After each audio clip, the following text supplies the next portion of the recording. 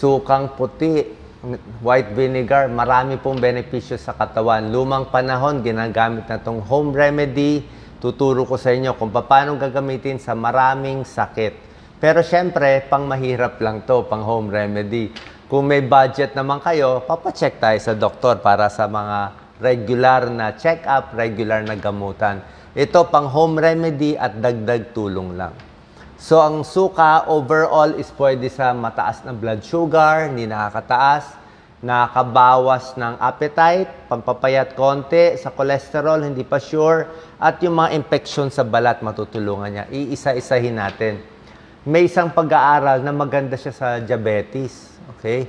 Pinag-aralan to ni isang researcher.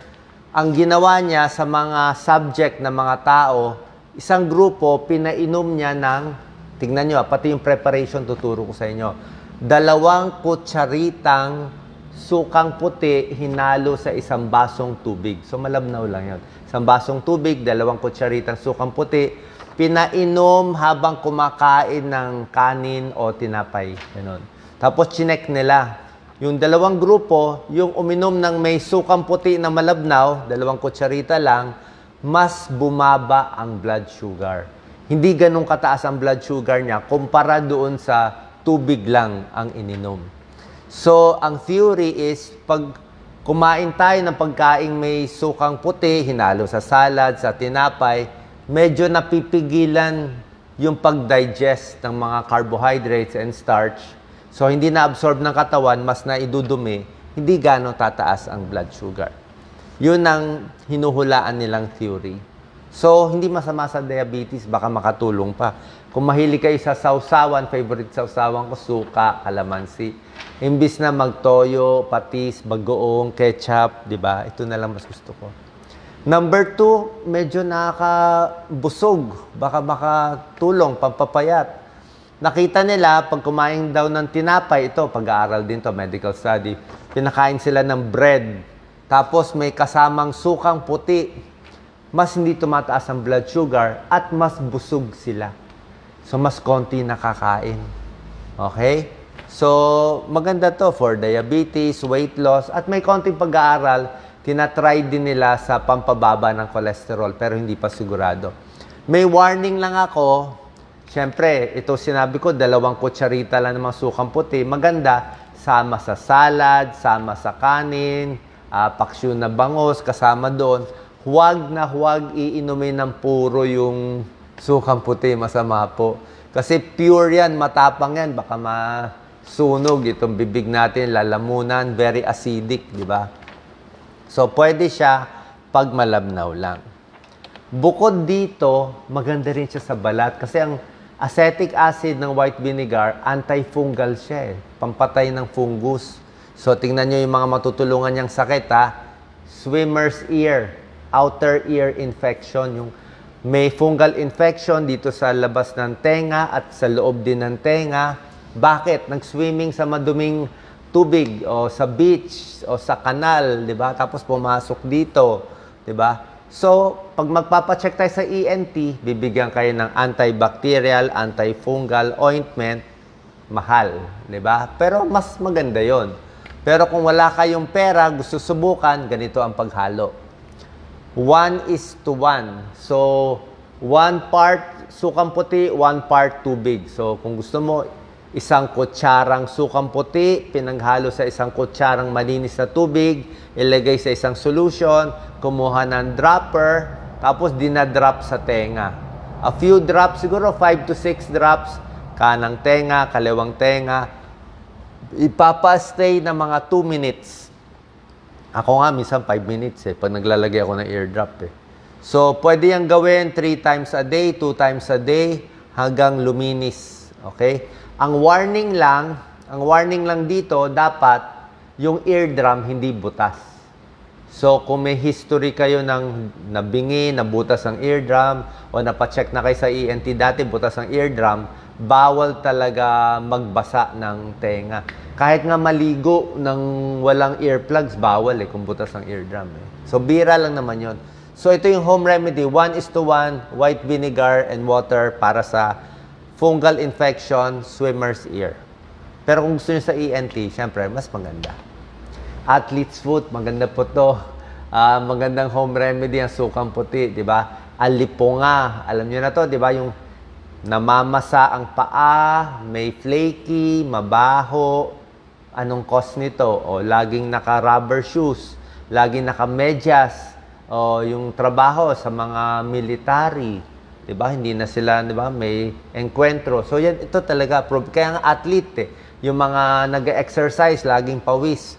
So para mapatay itong fungal infection, pag sa derma, bibigyan kayo ng antifungal cream for 2 weeks. Kaya lang, ang sukang puti, pwede rin siyang home remedy. 1:1 rin.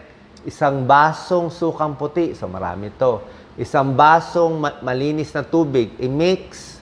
So, 2 glasses na to, ilagay sa palangganang maliit, ibabad ang paa na may alipunga for 15 minutes, 2 times or 3 times a day, gawin for, gusto nila 2 weeks eh. Siguro 1 week, 2 weeks.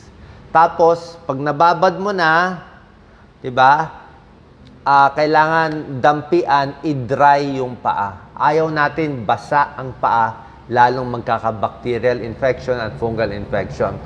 Pagkatapos ng babad sa sukang puti, kung gusto mo pa dagdagan ng alcohol, mas maganda. Kumuha ka ng 70% rubbing alcohol at punas-punasan dito. Para kung may bacteria, mapapatay din. So, fungus and bacteria patay. Ito po, actually, ginagawa to sa lumang panahon. Even now, bilang home remedy, vaginal yeast infection. So, sa mga babae na may vaginal infection, ibig sabihin, meron siyang nangangati, may whitish discharge. Ito, pag pumunta tayo sa OB-GYN, bibigyan kayo ng antifungal suppository, yung mga Flagyl, mga ganun, at iba pa. Ngayon, sa lumang panahon, ang home remedy, ganito po ang halo ng tubig at suka sa vaginal yeast infection ay malabnaw lang. Hindi yung katulad kanina, 1:1. Ito po iba. 2 basong tubig na warm water, 1 kutsara lang. So, 1 kutsara lang ng sukang puti, 2 basong tubig. So, malabnaw lang yan. Yan ang panghugas, pang-douche, panghugas. Baka, alam ko, merong parang plastic na aparato, pang-spray sa loob ng puwerta. Gagawin twice a day hanggang mabawasan yung pangangati o burning sensation. Tapos gagawin mo lang to for 1 week lang at most. Hindi mas matagal. Kasi yung laging nagdudush sa loob ng puwerta, hindi rin maganda. Magugulo mo yung normal bacteria sa loob. So, ganun lang po. Tapos yung sobra nung solution natin na malabnaw, pwede rin ilinis sa labas ng puwerta. 1 tablespoon in 2 glasses of water. So, malabnaw lang siya. Sa warts, pwede rin siya sa kulugo. Okay? Pero sa kulugo, kailangan matapang yung pure white vinegar. Walang halong tubig. Cotton balls, isawsaw sa pure white vinegar, ipapatong dito sa warts na yan. Tapos, lalagyan mo siya ng tape. Okay? Pag nilagyan mo siya ng tape, matagal, mga 1 week, 2 weeks, mangyayari, mamamaga, magsuswell, baka mangingitim, tapos after 2 weeks, matatanggal ng kusa. So, babad mo siya 2 times in a day for 2 weeks.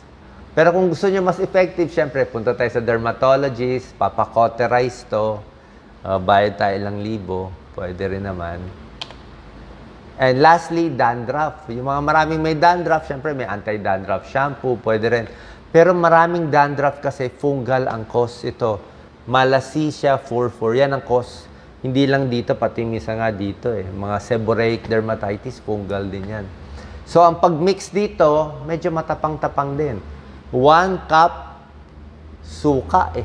Yan, 1 cup white vinegar, 1 cup tubig. So, mix mo. Mag-shampoo muna. Pagka-shampoo, mag-anlaw ka muna. Then, papahiran mo nitong 1 cup water, 1 cup suka dito sa scalp, sa roots ng hair. So, pag nababad mo to, mangangamoy suka ka, magtataka si Mr. o si Mrs. 30 minutes, hayaan lang. After 30 minutes, mag-anlaw. Gawin ito once or 2 times in a week. Ganun lang. Hindi siya araw-araw. makakatulong siya sa fungal infection sa dandruff. Okay? So nakita nyo, maraming benefits to. Dagdag tulong din to. Malay natin, itong mga lumang remedy, mura lang, kaya gawin, safe naman, wala namang kaso. Pero syempre, if symptoms persist, papacheck tayo sa inyong mga doktor. Salamat po.